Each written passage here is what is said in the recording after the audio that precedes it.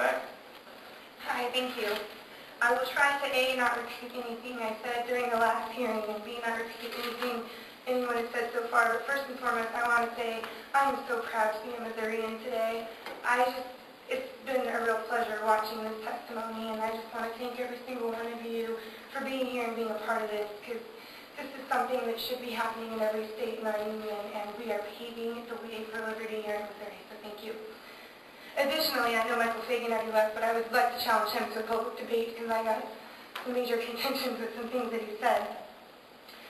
I have gone through the PowerPoint presentation that was presented to you all at the last hearing in Jefferson City, and I've written some notes on it that I would like you to consider. In the interest of time, I'll be really brief, just to say, if you look at the mission statement on the first page, to provide a public safety partnership consisting of local, state, and federal agencies, as well as the public sector and private entities that will collect, evaluate, analyze, and disseminate information and intelligence to the agencies tasked with homeland security responsibilities in a timely, effective, and secure manner.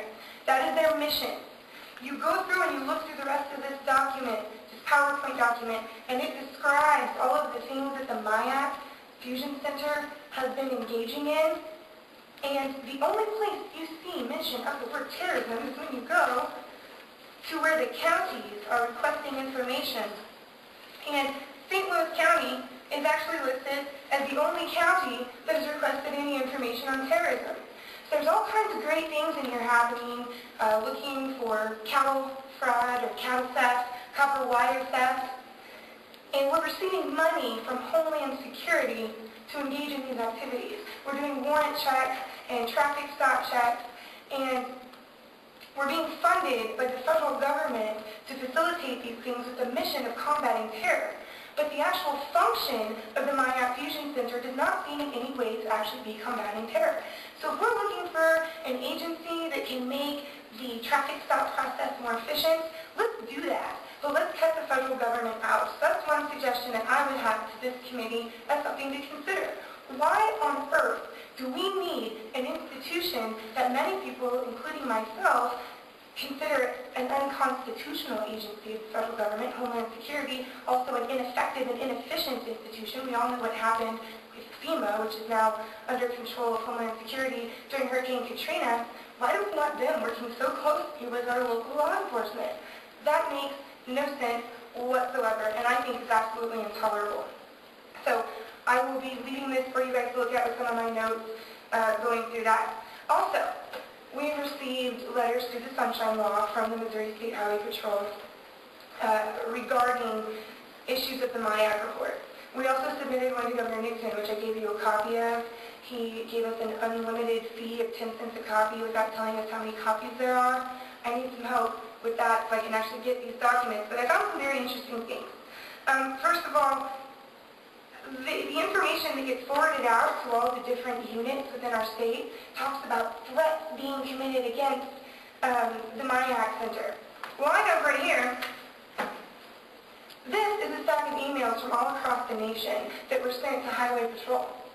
Outraged about the MIAC report, and I have not found one threat in here. So if they came during a phone call, I'm sure someone would take notes on that. And in our Sunshine Letter request, we also asked for handwritten notes from phone calls. I got nothing indicating there was a threat. Either I'm not seeing it, or there was some sort of internal fear-mongering going on. You go through and you read through some of these internal emails, and I selected a few, because the stack of all the documents is about double this. And some of the language used is very concerning to me. On one page, someone quotes Theodore Roosevelt. They're sending this email out to other people in their troop, and it says, evidently this information was leaked in some radio station and Texas got it and proceeded to put it on the air. Theodore Roosevelt had the right idea when he told the media they had no place in war. Is that what this is? Are the citizens of Missouri at war with the MIAC Center?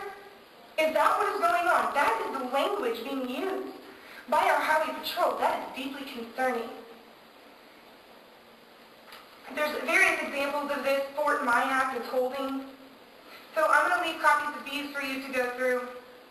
so that you can look through these as well. They talk about the fact that possible rise of resistance from these types of extremist groups. What extremist groups were mentioned in this document? What instances of actual crime are listed in this document that happened during, I don't know, this century? Like, they all happened in the 90s, so how are they linking any sort of group to an extremist group of any sort? Again, lots of talks about threats. Another one that is interesting to me is an email that appears to be sent to Jay Nixon. The to field has been whited out, but they forgot to white out J, who it was being sent to. And it says, I just remembered I said I would send you guys some input from the net. Here's what I'm seeing. It goes through hot topics of discussion within extremist groups. Point number 3 says, Ron Paul warns of great shift toward global government under Obama. This is fuel for the militia movement. So during the last testimony, in the last hearing, when the MIAC Center was saying, just because we mentioned that militia members might support Ron Paul, we're not saying that Ron Paul supporters are militia members. This was sent apparently to our governor. I don't know, it needs to be cross-referenced all the J's that work in state government. But it says, quote unquote, I'll repeat it, hot topics of discussion within extremist groups. Point number 3, Ron Paul warns a great shift toward global government under Obama. This is fuel for the militia movement. Are you calling Ron Paul an extremist of some sort? That is what that indicates to me. Point number 4 is redacted, so I'm curious what that is. Also, many folks mentioned the FBI profiling the Tea Parties. That concerns me. I was the MC at the Tea Party in Kansas City with estimates range from 3,000 to 5,000 people. We've also put onto in the Fed rallies, and we recently, a couple days ago, just protested in Bernanke at the Federal Reserve. Right here, I have a screenshot sent out through Highway Patrol. It says, FYI, mainly through the KC metro area, but individuals may be traveling to and from the internet to participate in the rally. I don't know what's been whited out. That's a screenshot from my group's website. When our goals, our stated goals, are peace and restoring the Constitution, why are we being profiled for holding a rally against the Federal Reserve banking system? And why is that considered an infrastructure at risk inside the MIAC report? That's not even a government infrastructure. As many of us are learning now, as we start to learn more about what's been happening in our government with bankers and lobbyists taking control. That concerns me, so I'm giving you a copy of that as well. Okay. I wanted to let you guys know about the NLE 09 Federal Emergency Drill happening this week. That was informed to you guys by Brent, but something that was really important to me, I encourage you to Google FEMA. It's NLE, National Level Exercise 09, and you can actually read the press release on FEMA's website. Some of the exact same language about sharing information and disseminating information is used to talk about the fusion centers and their intent. So, and the concerns with the international stuff is really concerning for me as well.